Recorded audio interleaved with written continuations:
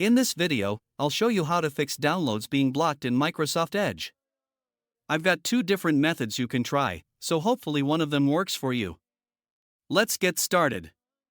First, open Microsoft Edge. Click the three horizontal dots in the top right corner and select Settings. From the left-hand menu, click Privacy, Search, and Services.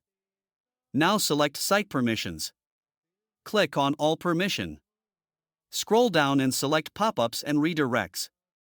If Blocked, Recommended is turned on, go ahead and disable it.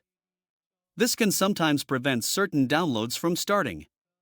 Also, check the block list below. If you see any websites listed there that you trust, remove them.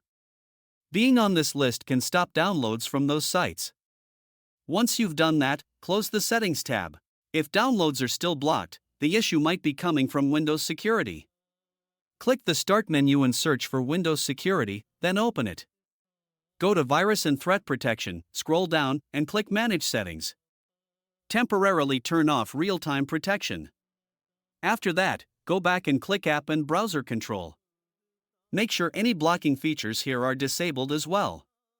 Once both of these settings are turned off, return to Microsoft Edge and try your download again. It should now work properly.